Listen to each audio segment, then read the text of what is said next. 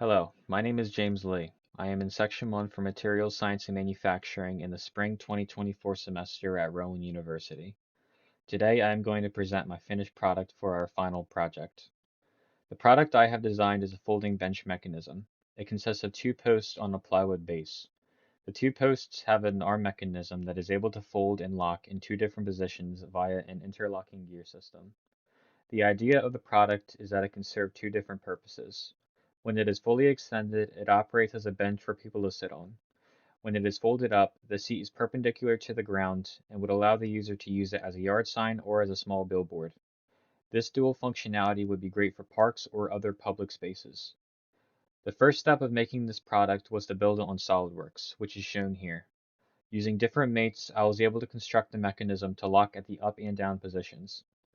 To create the base, I used a CNC router to cut 3/4 inch plywood in the desired shape.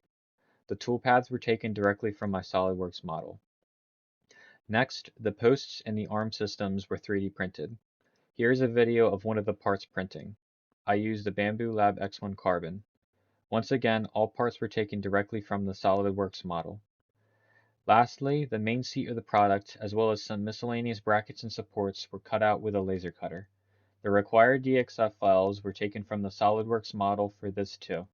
Here is a screenshot of the software used to cut out the parts.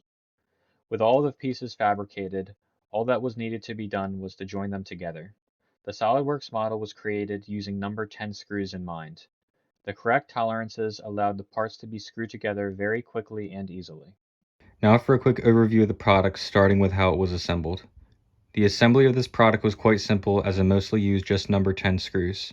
First, the two posts were screwed into the plywood base using number 10 screws here, as well as pilot holes that were drilled into the plywood as it was being manufactured.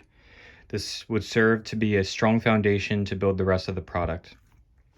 Next, this piece of the arm right here, as well as this piece of acrylic, were joined to the posts using small axles as well as shaft collars to lock them in place. This would allow the entirety of the arm mechanism to rotate about the posts. Everything else was joined using nylon lock nuts and number 10 screws here, which would allow everything to rotate about each other without getting loose over time. Lastly, the main piece of acrylic here for the seat was joined to this part of the arm using screws here and here. This would allow both of the arm mechanisms to move together in unison. Now for a quick explanation of the operation of the mechanism. As the seat is pulled towards the user like so, the arm mechanism extends until it reaches a point where it cannot move any further. As you can see, the mechanism is capable of withstanding a considerable amount of weight. The function of these arm brackets right here is to constrain the motion of the arm so that it can only travel in a perfect arc. As it moves, you may notice that the brackets do not rotate and maintain constant vertical alignment. The purpose of these blocks right here is to hit one another when the bench reaches maximum extension, which thereby prevents the bench from rotating any further. To fold the bench up, simply pull up from the back. The bench is capable of standing in that position after it is let go.